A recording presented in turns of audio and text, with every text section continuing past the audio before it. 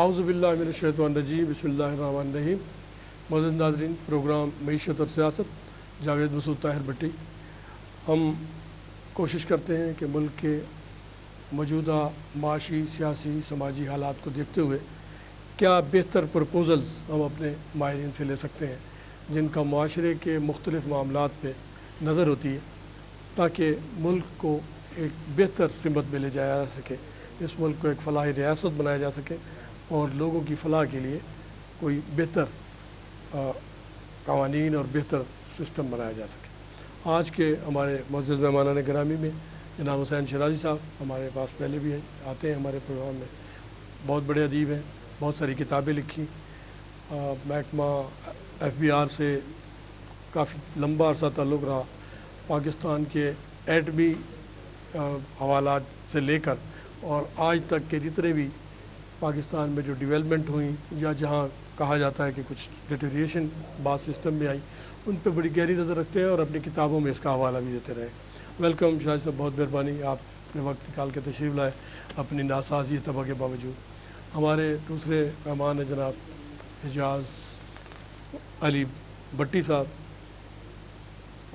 Tax بار، جو Lahore tax بار جو پاکستان کی سب سے بڑی ٹیکس بار ہے اور اسے ایشیا کی بڑی ٹیکس بار بھی کہا جاتا ہے، اس کے موجودہ سیکٹری ہیں اور ٹیکس معاملات پہ نظر رکھتے ہیں۔ ویلکم بٹی صاحب، بہت مہربانی آپ نے ٹائم نکالا۔ تو ہمارے پرویز صاحب صدر لاہور ٹیکس بار ہیں، جو میں نے پہلے عرض کیا کہ لاہور ٹیکس بار کا ایک خاص مقام ہے پاکستان کی دوسری ٹیکس بار کے، اور ان کی بڑا گہری نظر بھی رہتی ہے اور خاص طور پہ ٹیکس معاملات پہ یہ مختلف پروگرام بھی کرتے رہتے ہیں اپنے ٹیکس بار میں۔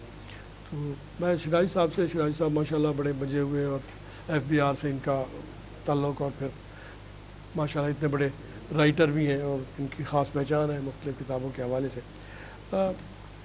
شیرازی صاحب، موجودہ حالات تک پہنچتے پہنچتے جو خاص طور پہ ہمارا جو الیکٹرانک میڈیا اور خاص طور پہ جو اس کے بعد یہ ہمارا میڈیا جو ہے یہ زیادہ ایکٹیو ہوا، اور یہ ہم کہنا شروع کر دیا ہم نے کہ بڑی مایوسی کی کیفیت ہے، بغیر یہ دیکھے ہوئے کہ 70 سال پہلے کیا تھا یا 100 سال پہلے کیا تھا۔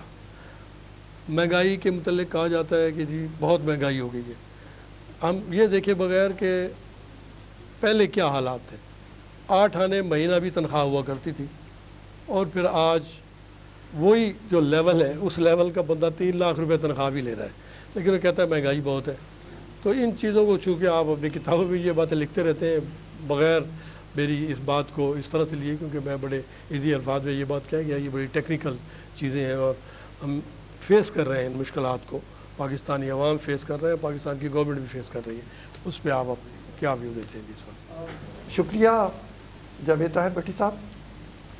بات گزارش یہ ہے کہ آپ نے پاکستان کے بارے میں بات کی کہ پاکستان کے جو بننے کے ثمرات ہیں وہ یہاں کے عوام کو کیا ملے، تو اس میں تو کوئی دو رائے نہیں ہے کہ پاکستان اس خطے میں رہنے والے لوگوں کے، مسلمانوں کے لیے بطور خاص اللہ تعالیٰ کا بہت بڑا انعام ہے۔ مجھے اپنی ایک کتاب کے سلسلے میں دلی میں میری کتاب کا ایک فنکشن ہوا تھا، تو میں وہاں گیا، تو مجھے اس دوران اجمیر شریف حاضر ہوا، آگرہ گیا، جلندھر گیا، لدھیانہ گیا، تو وہاں جو مسلمانوں کی آج حالت ہے، آج سے 10 سال پہلے کی بات کر رہا ہوں کہ، اور آج اب تو وہ حالات اور زیادہ خراب ہو گئے۔ میں اپنے بارے میں بلا خوف تردید کہہ سکتا ہوں کہ پنجاب یونیورسٹی میں BA میں گولڈ میڈل اور LLB میں دوسری پوزیشن لینے کے باوجود میں اگر پاکستان نہ بنتا تو زیادہ سے زیادہ کہیں انسپیکٹر بھرتی ہوتا۔ مجھے کسی نے کمپیٹیٹیو ایگزام تک کسی نے جانے ہی نہیں دینا تھا، تو چنانچہ یہ جو پاکستان ہے یہ تو یہاں کے لوگوں کے لیے بہت بڑی نعمت ہے۔ میں نے وہاں، میرا وہ اردو کا ایک اخبار تھا تو وہ میں پڑھتا تھا، تو اس میں کسی مسلمان خاتون کے رشتے کا اشتہار تھا کہ برسر روزگار ہو، پڑھا لکھا ہو اور آخر میں لکھا تھا کہ ذات پات اور مذہب کی کوئی قید نہیں. تو چنانچہ ہم لوگوں کے لیے تو یہ اللہ تعالیٰ کا ایک بہت بہت بڑا انعام ہے, اور اس کو بڑے بڑے بڑے شدید خطرات اس وقت لاحق ہیں جس کے پیش نظر یہ معیشت کی وجہ سے کہہ رہے ہیں کہ یا ویسے ادروائز پولیٹیکل وجہ, معیشت بھی, اور جو یہ معیشت جڑی ہوئی ہے نا, اگر پاکستان کی سلامتی جو ہے اس کو اگر کوئی خطرہ لگے گا تو معیشت تو ساتھ, یہ آج بھی یہی ہو رہا ہے. معیشت جو ہے یہ ہمارے سیاسی حالات کی وجہ سے اتنی افراتفری اور اتنے اسپن میں ہے. وہاں نتھورام گوڈسے جس نے گاندھی کو قتل کیا تھا, اس نے اپنی وصیت میں لکھا تھا جب اس کو امبالہ جیل میں پھانسی دی گئی کہ اس کے مرنے کے بعد اس کی لاش کو جلا کے تو اسے گنگا میں نہ بہایا جائے بلکہ اس رات کو محفوظ کر لیا جائے, اور جب یہ بھارت ماتا کے 2 ٹکڑے اکٹھے ہوں تو انہیں جو مقدس ویدوں کی سرزمین ہے سندھ, اسے دریائے سندھ میں جا کے ان کو ڈالا جائے. اور یہ جو اس وقت بی جے پی وہاں پہ حکمران ہے, پاکستان کے عوام کو ضرور یہ باتیں پتہ ہونی چاہیے. سر یہ تو جہالت نہیں ہوگی, اس بندے کی جہالت ہے. مہاتما گاندھی جیسا بندہ جو اسلامی یعنی اس کو جو تحریک خلافت کو صدارت اس کو لیڈ کر رہا تھا, اور وہ ایک طرف تو یہ ہے وہ علمی استطاعت ان کی اتنی بلند تھی, اور ایک اس سوچ کا بندہ ہے, اس کو اگر وہ ہندو بھی میرا خیال ہے کہ اس طرح سے کریں گے اس کو کہ یہ صحیح کیا جسٹیفائی کریں گے. ساورکر تھا ایک فلاسفر, اور اس کا فلسفہ ہے ہندوتوا. تو وہ ہندوتوا جو ہے اس کے مطابق یہ جو بھارت ہے یہ ہندوؤں کے لیے ہے پورا بر صغیر جو ہے. اور یہ جو بی جے پی ہے یہ ایک وہ آر ایس ایس تھی, رشٹریہ سوامی سیوک سنگھ, یہ نتھورام گوڈسے اس کا ایک ممبر تھا. اور اس وقت جو بی جے پی برسر اقتدار ہے اس میں بھی آر ایس ایس شامل ہے. اور یہ جو ہندوستان میں اب وہ کہتے ہیں نا سر عام کہتے ہیں, وہ تو وہ ٹی وی پہ سب دکھاتے ہیں کہ جو ہندو لیڈر ہیں وہ مارکیٹوں پہ جا کے لاؤڈ سپیکر پہ اعلان کر رہے ہیں کہ یہاں جو دکاندار ہے وہ خبردار اگر کسی مسلمان کو انہوں نے نوکری دی. تو چنانچہ آج بڑی ضرورت ہے کہ یہ جو پاکستانی قوم ہے یہ اپنا محاسبہ کرے, دیکھے اس کے جو برسر اقتدار لوگ ہیں جو جن کے ہاتھ میں اس وقت اس قوم کا مقدر بنانے سنورنے کی طاقت ہے, وہ مل بیٹھ کے یہ فیصلہ کرے کہ اس قوم کو کیسے آگے چلنا ہے.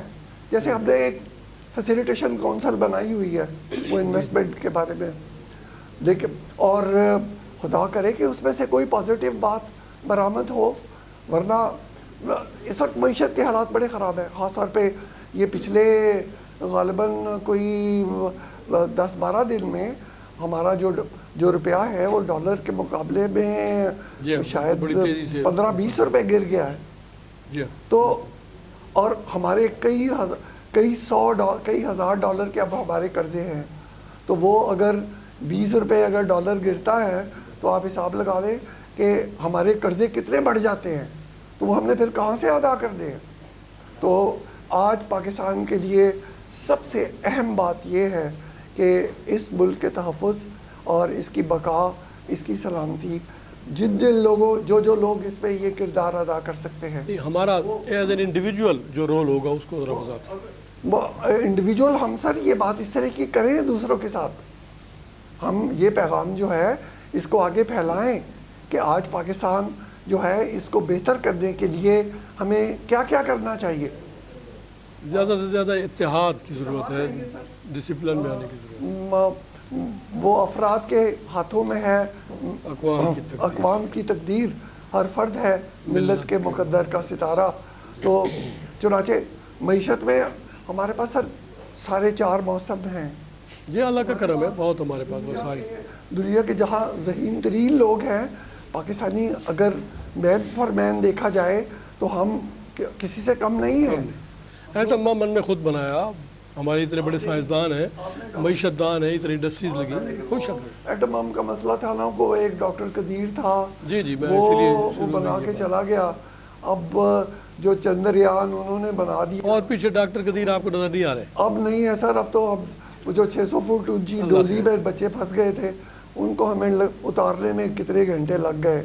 تو لیکن معیشت کو ٹھیک کرنے کے لیے سر آج سب لوگ جو ہے ہمارے دفتروں میں، ہماری فیکٹریوں میں، ہمارے کارخانوں میں، ہمارے دکانوں میں، ہمارے تجارتی اداروں میں لوگ نیک نیتی سے محنت کرے اور اپنا کام بہتر کرے اور اس ملک کو سنوارنے کی کوشش کر رہے. Thank you sir. میں آگے جی بھٹی صاحب، آپ کیونکہ آپ کا ڈائریکٹ تعلق لیگل معاملات سے بھی ہے، نمائندے بھی ہیں آپ بار کے، تو آپ کی ذمہ داریاں زیادہ، میرا خیال ہے کہ ادارہ جو ہے بار کا ادارہ، تو آپ کے پاس تو ایک پلیٹ فارم موجود ہے، تو وہاں بیٹھ کے آپ کس طرح سے سمجھتے ہیں کہ یہ جو ہمارا ٹیکس کلیکشن ڈپارٹمنٹ اور ٹیکس امپلیمنٹیشن ڈپارٹمنٹ ہے، ان کی کیا ذمہ داریاں ہونی چاہیے اور آپ کی بار کی کیا ذمہ داریاں ہیں جو آپ پوری کر رہے ہیں، اور آپ کو آگے بڑھ کے کیا کرنا چاہیے، اور دوسرا لوگوں کو آپ کس طرح سے کنوے کریں گے کہ یہ ملک کے حالات اگر اتنے زیادہ خراب ہیں تو اس میں انڈیویجول کیسے رول ادا کریں، آپ کی بار کو کیا رول پلے کرنا چاہیے؟ جی شکریہ جاوید مسعود بٹی صاحب. میں عمر کے اعتبار سے تو آپ جتنے یہاں پہ معزز مہمانان ہیں اور آپ بھی ہیں، ان سے میں جونیئر ہوں، میں مطلب ٹھیک ہے تجربے کے حساب سے بھی جونیئر ہوں اور عمر کے حساب سے بھی جونیئر ہوں، لیکن پھر بھی میں جو میری تھوڑا بہت نالج ہے اس کے مطابق میں عرض کروں گا. میں شیرازی صاحب کی بات کو پہلے تھوڑا سا آگے کر دوں. یہ جو پاکستان ہے یہ اس کو بڑا، یہ ہم مسلمانوں کے لیے بہت بڑی نعمت ہے جو آج کی جنریشن کو اس کا اندازہ نہیں ہے. میں اپنے والد صاحب اللہ پاک ان کو کرب جنصیب کرے ان کی بات سناتا ہوں، کیونکہ ہم کو لوگ، ہمارا ڈسٹرکٹ سیالکوٹ ہے، پیچھے گاؤں ہمارا چھینا ہے، یہ بارڈر کے پاس ہے، تو ہم بیسیکلی ادھر کے رہنے والے ہیں. لیکن میرے والد صاحب کو 1940 میں وہاں سے موو کر کے ہم لاہور آ گئے تھے. تو وہ بتایا کرتے تھے مسلمانوں کو اس وقت حال یہ تھا، اگر یہ پاکستان نہ بنتا تو یہ سبزی بیچا کرتے تھے، موچی تھے، نائی تھے، یہ پیشے ہمارے پاس تھے. اس کے علاوہ کسی اچھی جگہ پہ مسلمان نظر نہیں آتے. اتنے بڑے جاگیردار بھی تھے، ٹھیک ہے، وہ بھی تو ہے نا جی. لیکن یہاں پیشے کے بعد، اور اس دور میں میرے والد صاحب پورے، اب تو لاہور میں لبرٹی ہے، ڈی ایچ، بڑے بڑے اپنا بازار ہیں. اس دور میں انارکلی میرے والد صاحب بڑا بہت بڑا بازار ہوتا، بڑا مشہور بازار ہوتا تھا. کہاں سے شاپنگ کرنا جی، انارکلی سے شاپنگ کرنی ہے. یہ لبرٹی کا اس وقت کوئی دور نہیں تھا. میرے والد صاحب بتاتے تھے پورے بازار میں صرف ایک مسلمان کی دکان تھی، شیخ عنایت اللہ. اس کے علاوہ سارے کے سارے ہندوؤں کی دکانیں تھی، وہاں پہ ایک مسلمان تھا. تو گزارش کرنے کا مطلب یہ ہے کہ یہ ہم مسلمانوں پہ بڑا احسان ہے اللہ پاک کا، اور اس کے وسیلہ انہوں نے قائد اعظم محمد علی جناح کو بنایا، علامہ اقبال کو بنایا. تو مجھے ہمیں بتایا کرتے بیٹا اگر خدا نہ خواستہ یہ پاکستان نہ بنتے تو آج لوگ جس مقام پہ پھر رہے ہو یہ مقام آپ لوگوں کو نہیں مل سکتا تھا. یہ ہم نے دیکھا ہے کہ ہماری کیا حیثیت اوقات ہے.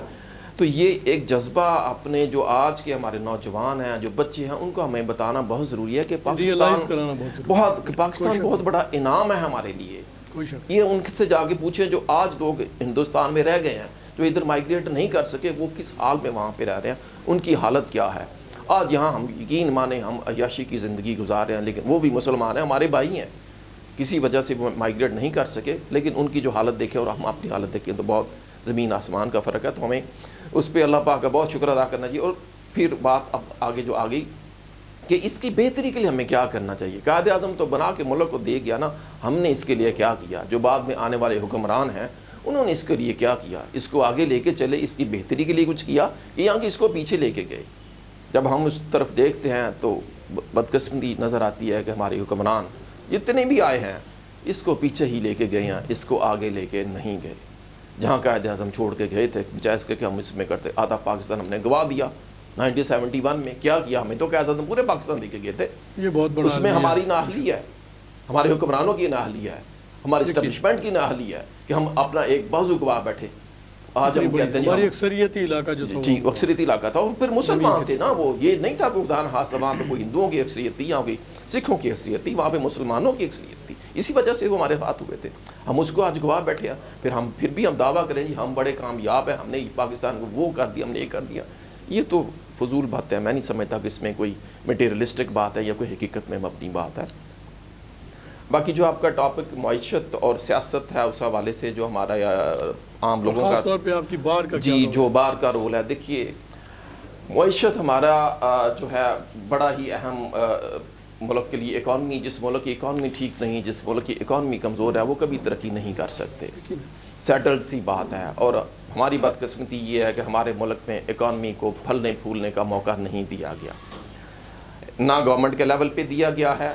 اگر کبھی گرو کرنے کی کوشش کی گئی ہے اس انڈسٹری نے، جیسے بھٹو صاحب نے اس کو نیشنلائز کر لیا، کچھ لوگوں کا خیال ہے وہ صحیح تھا، لیکن میں سمجھتا ہوں کہ وہ غلط تھا. اس دور میں ہماری انڈسٹری گرو کر رہی تھی اور ہم بہت پیک پہ تھے.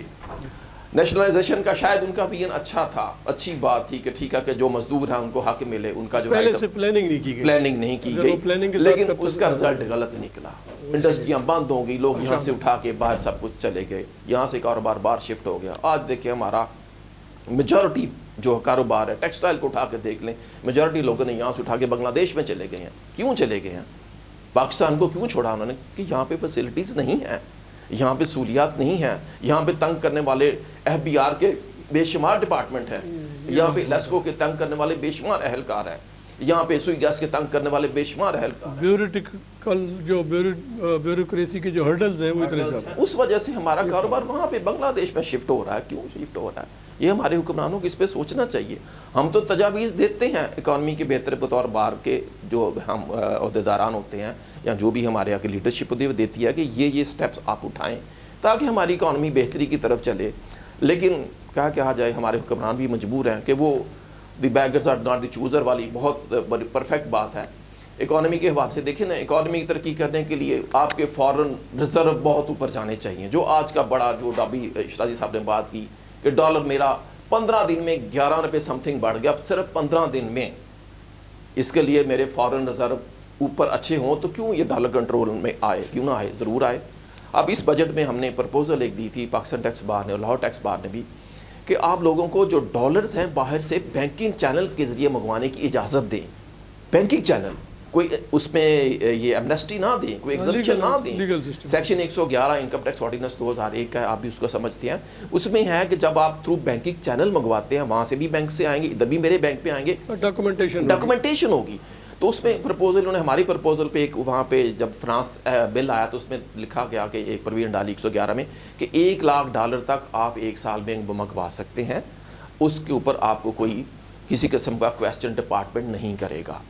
ہم نے اس کو بڑا اپریشیٹ کیا کہ اس میں میجر بینیفٹ کیا ہونا تھا کہ ہمارے ڈالر باہر سے آنا تھا، پھر بینک میں آنا تھا. یہ ہنڈی نہیں تھی، یہ حوالہ نہیں تھا.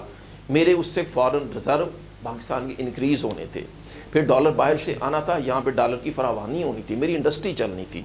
$1,00,000 کی حیثیت کچھ بھی نہیں ہے 1 لاکھ فرد کے لیے. پھر اس میں جیسے پہلے گزارش کی کہ وہ ایمنسٹی نہیں تھی، اس میں بینکنگ چینل انوالو تھا. سیکشن 111 تو گھومتا ہی بینکنگ چینل کے ارد گرد ہے کہ وہاں سے بھی بینک سے آئیں، یہاں پہ بھی بینک سے آئیں، پھر بینک مجھے انکیشمنٹ سرٹیفکیٹ دے. اگر اس میں سے ایک بھی پوائنٹ یا ایک بھی جو اس کی کنڈیشن مس ہے تو ڈپارٹمنٹ مجھے پکڑ سکتا ہے. ہم اس کو اپنے اپریشیٹ کیا کہ FBI نے یا پارلیمنٹ نے ہماری اس بات کو مانا ہے اور اس سے ڈیفینیٹلی یہ ہماری پرپوزل ملک کی بہتری کے لیے تھی. بس یہ بار ہم نے دی، لیکن انفارچونیٹلی اس کے اوپر پریشر آیا. ہمارے ملک کے کچھ ادارے وہ کہنے لگے یہ تو ایمنسٹی دے دی ہے. جب ہم اندر سے کہہ دیں گے ایمنسٹی، یہ حالانکہ ایمنسٹی تھی، لوگوں کو سمجھ نہیں. جہالت جو ابھی آپ نے بات کی جہالت کی، تو لوگوں کو پتہ نہیں، تو پڑھے بغیر اس کے اوپر کمنٹ کرتے یہ تو پاکستان انہوں نے ایمنسٹی دے دیا جی، یہ تو منی لانڈرنگ شروع ہو جائے گی. حالانکہ منی لانڈرنگ کا کنسیپٹ ڈفرینٹ ہے، بینکنگ ٹرانزیکشن کا جو ہے کنسیپٹ وہ ڈفرینٹ ہے. پر ہوا یہ اوپر سے جو ہمارا IMF ہے جس کے ہم محتاج ہیں، ان کا بھی پریشر آ گیا. تو جب ایکٹ پاس ہوا تو وہ پروویژن بیچ میں سے ڈیلیٹ کر دی گئی. جب اس طرح کی چیزیں ہوں گی تو میری اکانومی کیسے ترقی کر سکے گی؟ ہماری تو دیکھیں نا، ہم تو پرپوزل دے سکتے ہیں کیونکہ ہمارے پاس گورنمنٹ کا نمائندہ نہیں ہے کوئی کہ وہ جواب دے سکے، اس لیے بہرحال یہ بات ہم کیا کہہ سکتے ہیں. اب ریسنٹلی دیکھیں میں ابھی مجبوری ہوگی جی مجھے اب دیکھ لیں جی ہماری انٹرم گورنمنٹ آئی ہے، 15 دن اس کو آئے ہوئے ہیں. 15 دن میں ڈالر جیسے ابھی شریف صاحب بتا رہے ہیں 11 پہ سم تھنگ انکریز ہو گیا. میں نے نہیں کسی بھی چینل پہ دیکھا کہ کوئی ایک بھی میٹنگ کال کی گئی ہو بھائی ہم اس کو کنٹرول کریں، ڈالر کیوں اوپر جا رہا ہے، اس کو کنٹرول کرنے کا کیا طریقہ کار ہو سکتا ہے. 15 اتنی تحریر ڈیلی 11 پہ بڑھا تو کہاں پہ اس کے اثرات ہوں گے. جیسے شراج صاحب نے بتایا میرے قرضے کیسے بڑھ گیا، میرے یہاں پہ پرائس ہائیک مزید انکریز ہوگی. اس کے اوپر میں نے کیبنٹ کی کوئی میٹنگ میں نے نہیں دیکھی. کل پرسوں میں دیکھ رہے تھے جی وہ انہوں نے وہ بٹگرام میں جا کے بچایا ان کو, جو ریسکیو کیا ہے, ٹھیک ہے, ان کو پرائم منسٹر اس میں بلا کے دے جو ان کا یار پرائم منسٹر کا کام یہ نہیں ہے, یہ تو وہاں پہ اس کو جو وہاں ڈی سی اس کو بلا دیں, گورنر کو بلا کے کہتے دے دیں پرائم منسٹر کا کام اس ملک کے لیے کرنا ہے, اس کو ملک کے لیے کوئی کنسٹرکٹیو کام کرے. جہاں پہ ہم ڈیٹیریشن کی طرف جا رہے ہیں, ہماری اکانومی برباد, اس کے اوپر روز میٹنگ کریں, ان کو بلا کے دے گئی. تو اس کو گورنر کو زیادہ سے زیادہ, گورنر ٹھیک ہے ان کو اپریشیٹ کرنا چاہیے, ان کی بہت ایفرٹ ہے, میں اس کو ریکگنائز کرتا ہوں, یہ نہیں کہ ریکگنائز کرتے, لیکن پرائم منسٹر کا کام یہ ہے, منسٹری آف فنانس کا کام یہ کہ ان چیزوں کو دیکھے, اکانومی کو دیکھے کہ ہم نے اکانومی کو کیسے بہتر کرنا ہے. وہ جو 9 مئی والوں کو مارتے, وہ مارتے بھائی ضرور مارے انہیں وائلیشن کے بارے, لیکن جو اکانومی ہے اس کو بھی تو آگے لے کے چلیں, جو آپ کا اصل ٹارگیٹ ہے اس کو ٹارگیٹ کریں ساتھ ساتھ, باقی جو ان وائلیشن ہے اس کے اوپر تو ضرور آپ کریں, لیکن اس کی طرف انفارچونیٹلی ہمارے آپ بار لیول پہ ان کو بلا کے اپنے جو ایف بی آر کے چیئرمین ہیں, فائنانس کے جو ایڈوائزر منسٹر ہیں, ان کو پروپوزل, بہتر پروپوزل دیتے رہے. تو میں آپ کے صدر صاحب کافی دیر سے ان کی زیادتی ہوئی ہے, ہم نے اتنا ٹائم لیا, اور صدر صاحب جی جناب زاہد پرویز صاحب بڑی مہربانی آپ تشریف لائیں. آپ ان سارے معاملات کو کیسے دیکھتے ہیں؟ آپ یہ دیکھیں, ایک طرف میں یہ سمجھتا ہوں کہ ایک تدریجی ارتقا ہوا ہے, ہم کچھ فیلڈز میں, بلکہ بہت ساری فیلڈز میں ہمارا ایک ارتقا ہے, لیکن دوسری طرف ہمارا جو تقریری پہلو ہے وہ ہم خاص طور پہ نیگیٹو سائڈ پہ چلا جاتا ہے. تو اس کو کس طرح سے دیکھتے ہیں آپ, اور آپ کی بار جو ہے وہ کس طرح سے ان معاملات کو دیکھتی ہے, جیسے بھٹی صاحب نے یہ کیا؟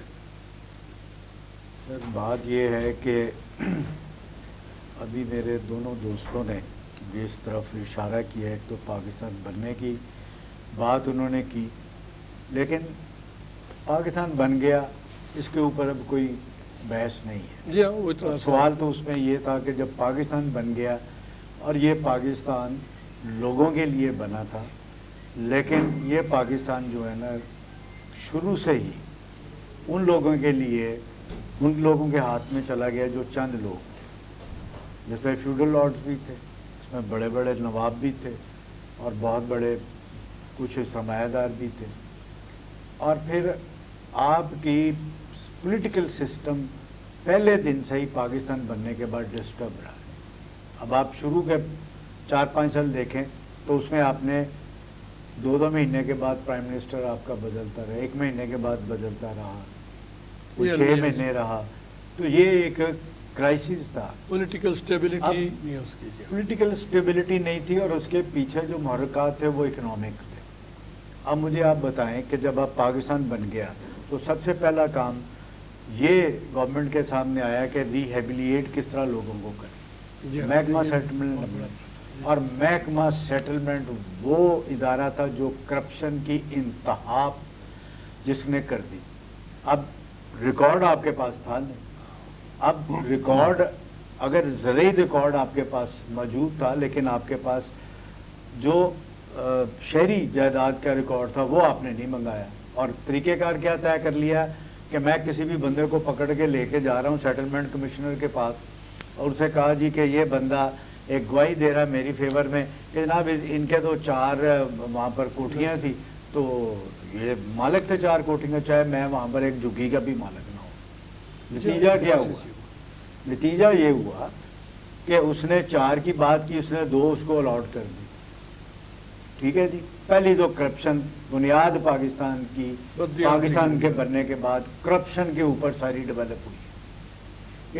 یہ جو میں بات کر رہا ہوں یہ بھی ایک اکنامکس کا ایک حصہ ہے کہ جب آپ نے لوگوں کو, اور پھر اس وقت کا جو وزیر بحالیات تھا میاں افتخار الدین, ہی ریزائنڈ اس نے اس بات پہ دیا تھا کہ جناب یہ جو آپ طریقہ کار ہے میں اس سے اتفاق نہیں کرتا.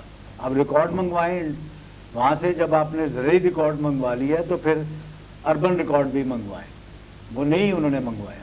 اب مجھے یہ بتائیں کہ جب بنیاد ہی آپ نے ابتدا سے کرپشن کی رکھی تو اس کا نتیجہ یہی نکلنا تھا جس نہج پہ آپ بنے. اب مجھے یہ بتائیں کہ میاں ممتاز دولتان نا صاحب پاکستان کے اس حصے کے رہنے والے تھے, جی ٹھیک ہے جی, پاکستان بننے سے پہلے بھی وہ ادھر ہی رہتے, اسی ایریے میں رہتے ہیں.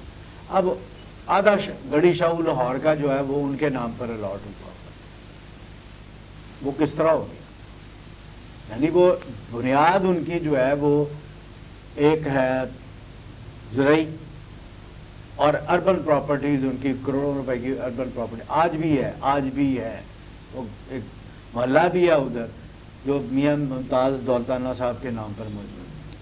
تو میرا کہنے کا مطلب یہ ہے کہ آپ کی ابتدا جو تھی پاکستان بننے کے بعد، وہ آپ نے بنیاد جو تھی وہ بے ایمانی پہ آپ نے رکھی. اور اس میں پھر یہ بھی ہوا ہے کہ اکانومی کا جو اس وقت کی اکانومی جو تھی وہ آپ کی کچھ ایسی چیزیں تھیں جو ایکسپورٹ ہوتی تھی. جی پرسن تھی آپ کے پاس، آپ کی ایگروسائٹ جتنی روئی بھی تھی آپ کے پاس، چاول تھا آپ کے پاس، اور بہت ساری چیزیں تھیں جو آپ کی ایکسپورٹ ہوتی تھی. اور آپ کا کچھ اکانومی جو تھی اس وقت ان کی بنیاد پر درست تھی. اس وقت ضرورت ہی نہیں چیزوں کی تھی. ٹھیک ہے جی. بنیاد یہی پھر culture آپ sector. کا شروع میں پہلا جو بنا 5 سالہ بنا ترقیاتی منصوبہ. سسٹم اپنا بجٹ کا، پھر دوسرا بھی 5 سالہ بنا، تیسرے پہ آپ بگڑ گئے پھر آپ نے اینول شروع کر دیا. اب اس کا مطلب یہ تھا کہ آپ کے پاس ریسورسز جو تھے وہ کم ہوتے چلے گئے. اور پھر دوسری بات یہ بھی ہے کہ آپ نے رائٹ فرام دی بگننگ آپ نے یہ ایک طریقہ کار بنا لیا کہ شروع میں وہ 480 وہ ایک پروگرام تھا امریکہ کا، وہاں سے آپ امداد وہ لیتے لیتے تھے. تھے ویٹ لیتے تھے. پھر مارشل پلان تھا سیکنڈ ورلڈ وار کے بعد جو امریکہ نے شروع کیا تھا ریہیبلیٹ کرنے کے لیے دنیا کی جو تباہ شدہ اکانومی تھی. آپ اس میں بھی حصے دار، آپ نے وہاں سے بھی آپ لیتے، آپ نے بنیاد ہی قرضوں پہ رکھی.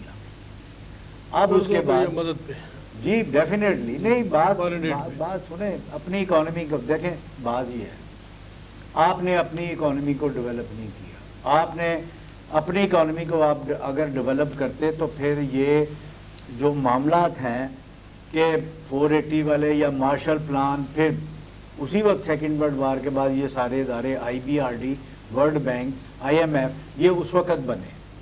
اور ایکچولی ان کا آبجیکٹ اس وقت تھا کہ یہ دنیا کی تباہ شدہ اکانومی کو ریہیبلیٹ کریں گے. لیکن بعد میں جب امریکہ ایک بہت بڑی طاقت بن گیا تو اس نے ان اداروں کو اپنے سیاسی مقاصد کے لیے استعمال کرنا شروع کر دیا. یہ بھی ٹھیک. اب اور پھر ہم اس دلدل میں پھنستے چلے گئے. اب مجھے یہ بتائیں، آپ نے اپنی اکانومی کو، آپ کی اکانومی میں زراعت میں سب سے پہلے لے لیتا ہوں. آپ نے زراعت کو اپنے جو زراعت آپ کی تھی جو ڈیولپ بھی تھی وہ آپ کے وہ سائنٹیفکلی ڈیولپ نہیں نہری سسٹم کی بنیاد کے اوپر تھی. جی آپ کے پاس پانی تھا، نہری آپ نظام کے بھی پاس بہت اچھا ہے دنیا اچھا. لیکن بات یہ ہے کہ وقت کے ساتھ ساتھ آپ نے اس طرف توجہ ہی نہیں دی. اور آج آپ کی زرعی اکانومی کا بہت جو اہم ایشو ہے وہ ہے آپ کے پاس پانی کم ہو رہا ہے. آپ کی زمین جہاں پر آپ نے ٹیوب ویل لگائے وہاں سے بھی جو پانی کی سطح وہ نیچے چلی جا رہی ہے. اب سوال تو یہ پینے ہے کے پانی کے بھی سورس. پھر آپ نے ایک اور کام کیا زراعت میں، آپ نے یہ ہاؤسنگ سکیمز کی اجازت دے دی. نتیجہ آپ کا رقبہ جو ہے، زرعی رقبہ جو ہے وہ کم ہوتا چلا جا رہا ہے. ٹھیک ہے جی. پھر پولوشن بھی اس کی بنیاد کے اوپر شہروں میں ڈیولپ ہو رہی ہے. اگر لاہور کا شہر بسانا چاہیے تھے. اگر میں لاہور کا کمپیریزن کروں 1950 سے لے کے اور آج کا، تو زمین آسمان کا فرق ہے. لہٰذا جو قرضوں کی بات، ابھی ڈالر کی بات کی، بھائی آپ کی اکانومی کے اندر جان ہی نہیں ہے. اب کون سی تجویز دیں گے؟ آپ کی FBR کی، جو ہمارا پروفیشن سے ہمارا تعلق ہے، FBR کیا کر رہا ہے؟ نئے اسیسی وہ ڈھونڈ ہی نہیں رہا. وہ جو آلریڈی اسیسی ہے ان کے اوپر برڈن جو ہے نا مختلف حوالوں سے، ایڈوانس ٹیکس کا سسٹم وہ لے کے آئے ہیں کہ بھی ان سے پہلے ہی لے لو، بجٹ سے پہلے پیسے. ٹھیک ہے جی. اس کو وہ پینیٹریٹ کر رہے ہیں. جی صاحب یہ تو آپ کے باہر کی ذمہ داری ہے. آپ نہیں، ہم بہت کچھ کہہ چکے ہیں، لیکن ہماری بات لیول پہ اس کو سر بات یہ ہے کہ آپ کی بجٹ جب بنتا ہے تو سب سے پہلے تو طریقہ کار تو یہ ہے جو ہم نے پڑھا ہے اکنامکس میں کہ آپ پہلے اپنے لوگوں کے مسائل کیا ہیں اس کے مطابق آپ پلاننگ کرتے ہیں. آپ کرتے بھی ہیں؟ نہیں کرتے جی. سب سے پہلے تو وہ یہ دیکھتے ہیں کہ فنڈ کہاں سے آنے ہیں، کتنے آنے ہیں. اب جب آپ کے پاس جتنے فنڈ اکٹھے ہوتے ہیں، چاہیے وہ IMF سے ہے، ورلڈ بینک سے ہے، ایشین ڈیولپمنٹ بینک سے ہے، یا آپ کے یہ جو عرب کنٹریز آپ کے جو اچھے دوست ہیں وہ آپ کو کنٹریبیوٹ کرتے ہیں. تو جب آپ کے پاس سارے پیسے ہیں پھر آپ اپنا بجٹ بناتے ہیں, اس کو اتنا دے دو. اور پھر ایک یہ بھی جو سب سے بڑی وجہ آپ کی اکانومی کا بیڑا غرق ہو رہا ہے وہ آپ کے ان پروڈکٹیو ایکسپینڈیچرز ہیں. اور وہ ان پروڈکٹیو ایکسپینڈیچرز 3 ہیں صرف. ایک آپ کا ڈیفنس پہ بجٹ ہے کیونکہ آپ نے اپنی فورن پالیسی اس کے مطابق ڈیولپ کی ہوئی ہے کہ ہمیں ضرورت پڑے گی, مجبوری ہے مجبوری ہے, تو پھر مجبوری کو کوئی حل نکالے نا. اب دوسرا مسئلہ آ جاتا ہے آپ کی جو ایڈمنسٹریشن ہے اس کے اوپر آپ بے تحاشا خرچ کرتے ہیں. تیسرا اپنے قرضے لے کے جو اپنے اوپر ڈیٹ کر لیا اب اس کا اپنے سود بھی تو دینا ہے نا. اب سوال ہے کہ یہ 3 آپ کے سب سے بڑے ان پروڈکٹیو ایکسپینڈیچرز ہیں جس کی بنیاد کے اوپر آپ کی اکانومی کے اوپر ایک بہت بڑا برڈن ڈیولپ ہو رہا ہے اور لوگوں کو دینے کے لیے آپ کے پاس کچھ نہیں. لہذا یہ صرف بات کر دینا کہ جی ڈالر اتنا جا رہا ہے, بھائی ڈالر اوپر جانے کی وجوہات ہیں کہ آپ کی اکانومی, آپ کی ایکسپورٹ نہیں ہے, آپ کا امپورٹ زیادہ ہے, اور آپ ڈیٹ سروسز کے اوپر بھی آپ جو پیمنٹ کرتے ہیں وہ ڈالرز میں کرتے ہیں آپ. تو یہ سارے ایشوز ہیں, اگرچہ یہ ایک لمبی ڈبیٹ ہے. میں کہہ رہا ہوں, یہی بات میں کہنا چاہ رہا تھا کہ یہ تھوڑا سا وقت ہے تو اس میں ہم نے صرف یہ دیکھنا ہے کہ ہم بہتر پرپوزل کیا دے سکتے ہیں واپس آنے کے لیے. میں سر بات کرتا ہوں پھر میں آتا ہوں آپ کے پاس. یہ شاید صاحب 2 لفظی بات, یہ موجودہ سینیریو میں جیسے یہ آپ نے بھی پوائنٹ آؤٹ کیا, بٹی صاحب نے کیا, ظاہر صاحب نے کیا, اس سینیریو میں 1 2 پوائنٹ 3 پوائنٹ دے دیں کہ اس سے اگر گورنمنٹ کرے, گورنمنٹ نہیں کرنا ہے نا, لوگوں کو کیا کہے یا لوگوں کو کیا اپنا سٹینڈرڈ نیچے کریں. لوگ دیکھو نا, ایک گھر میں 10 گاڑیاں بھی ہیں اس وقت. اکانومی کی ایک طرف ہم کہتے ہیں کہ اتنی, اس کے بعد کوئی پیٹرول پمپ پہ آپ کو یہ نہیں ہوتا کہ صرف آپ کی گاڑی جائے اور پیٹرول لے لے, اتنا ہی رش ہوتا ہے. پیٹرول جب 20 روپے ریٹ اس کے زیادہ ہوتے ہیں تو اتنا ہی زیادہ رش ہو جاتا ہے پیٹرول پمپ. تو یہ میں کہتا ہوں کہ کچھ چھوٹا سا آپ 3 پوائنٹ وہ ماشاءاللہ پہلے بھی آپ سے لیتے رہتے ہیں. وہ گزارش یہ ہے جی کہ لوگ کیا کریں اور گورنمنٹ کیا کرے. ایک تو گورنمنٹ کیا کرے. گورنمنٹ سر یہ بجائے جو اسلام میں جو حکمران ہے وہ تو عوام کا نوکر اور خادم ہے. تو جو گورنمنٹ ہے اسے چاہیے کہ وہ جو اسلامی ہمارا کانسیپٹ ہے اس کے مطابق ملک اسلام یہ جو عوام ہیں ان کے یہ خادم بنے, اور عوام کے خادم بن کر سوچے کہ اگر ہم ان عوام کی جگہ پہ ہوں تو ہم سے عوام کیا توقع کرے. کہتے ہیں ہم خادم ہیں سر, نہیں سر گزارش یہ کہنے سے تو نہیں ہوگا نا, عملی طور پہ کیا کریں. سر گزارش یہ ہے کہ 95 وزراء کی جو کیبنٹ تھی تو وہ یہ تو نہیں کہہ رہے تھے نا, وہ یہ پیغام نہیں تھا سر. یہ کریں, عوام کے خادم بنے, نیک نیتی اور محنت سے کام کریں. بس یہ بات, اللہ خیر صلاح. نیک نیتی محنت یہ 2 چیزیں جو ہیں یہ اگر کریں تو میں نے ڈاکٹر عبدالقدیر خان صاحب جو ہیں سر, میں ان سے میری رفاقت رہی کوئی 45 سال, تو میں نے دیکھا ان کو جن دنوں میں وہ کام یہ بن رہا تھا. میری ان سے پہلی جب ملاقات ہوئی 1977 میں تو سر وہ ایک ٹوٹا پھوٹا پرانا شیڈ تھا اور اس کے اوپر وہ کول تار میں کپڑے بوریاں بھگو کے اس کو واٹر پروف بنا رہے تھے.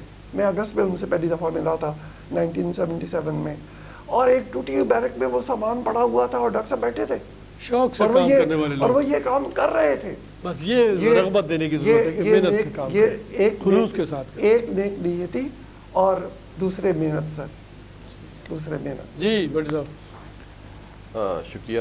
جیسے سراج صاحب نے 3 پوائنٹ ہی دیے, کوئی 3 پوائنٹ کوئی کہ پبلک کو کیا کرنا چاہیے, گورنمنٹ کو کیا کرنا چاہیے. میری نظر میں شراج صاحب کی بات کو تھوڑا سا آگے بڑھاؤں گا. جو میں معیشت کو بہتر بنانے کے لیے جو میری نظر میں سب سے امپورٹنٹ بات ہے کہ اس ملک میں نے جو ہوش سنبھالا, جو میں نے اپنی پریکٹیکل لائف دیکھی ہے, آج تک کوئی اکانومسٹ وزیر خزانہ پاکستان کا نہیں بنا. جو فنانس منسٹری ہے یہ ملک کی سب سے اہم منسٹری ہے, سارا دار و مدار اسی کے اوپر, جو اسٹیٹ کے آرگنز ہیں اس میں منسٹری آف فنانس بڑی اہم ہے. میری نظر میں سب سے پہلے کسی اکانومسٹ کو اس ملک کا وزیر خزانہ سارے بنانا ڈاکٹر چاہیے. ہوتے ہیں, ڈاکٹر حفیظ شیخ, سر ڈاکٹر وہ ڈاکٹر ہے نا, میں اکانومسٹ ہی, وہ ڈاکٹر ہے. جی وہ اکانومسٹ نہیں تھے میری نظر میں. جو میں نہیں وہ اکانومسٹ نہیں, میں نہیں, میری نظر میں اکانومسٹ ایک ہی, اسحاق صاحب بھی اکنامسٹ سارے ٹھیک ہے, آج جو موجود ہے یہ سارے بینکار ہیں, یہ سارے آئی ایم ایف کے نمائندہ کان ہیں. میں نے جو دیکھا ایک بندہ تھا محبوب الحق مسلم انٹی, وہ بندہ جو میں پریکٹیکل سمجھتا ہوں وہ اکانومسٹ تھا جو سمجھتا تھا. یہ جو آپ حفیظ شیخ صاحب کا آپ نے ٹھیک ہے وہ قابل, لیکن یہ سارے آپ کو پتہ ہے باہر کے اداروں کے ملازم وہاں یہاں پہ آگے وہی کرتے ہیں کہ وہ کہتے ہیں. یہ لوگ ہماری گراؤنڈ ریالٹی کو یہ لوگ نہیں سمجھتے. جیسے آپ کہہ رہے تھے ایک گھر میں 10 گاڑیاں اور ایک گھر ایسا جس میں ایک موٹر سائیکل بھی نہیں ہے, ان ریالٹیز کو ان کو نہیں پتہ. تو میں سمجھتا ہوں یہاں سے کوئی اکانومسٹ ہونا چاہیے جو اس اکانومی کو ٹھیک کرنے کے لیے کوئی اقدامات اٹھائے, جو میری نظر میں ابھی تک نہیں آئے. سیکنڈلی ہمارے ملک کا سب سے بڑا مسئلہ لا اینڈ آرڈر ہے. یہاں پہ قانون کی امپلیمنٹیشن کوئی نہیں ہے. کسی چیز کا ریٹ بڑا ہے تو دکاندار جو اس کا دل کرتا بڑھا دیتا ہے, کوئی اس کو چیک کرنے والا نہیں ہے. محکمے ہیں لیکن وہ کام نہیں کرتے, لا کی امپلیمنٹیشن نہیں. ہر بندہ اپنی کوئی بھی چیز اپنی مرضی سے, ڈالر کا ریٹ بڑھا, اس کے پاس سٹاک پڑا ہوا ہے, وہ کہتا ہے جی ڈالر کا ریٹ بڑھا, حالانکہ اس کے پاس 2 سال پرانا سٹاک پڑا, وہ جی ڈالر کا ریٹ بڑھ گیا وہ قیمت بڑھا دیتا. بھائی یہ کیا نانسنس بات ہے, چیک اینڈ بیلنس نہیں ہے.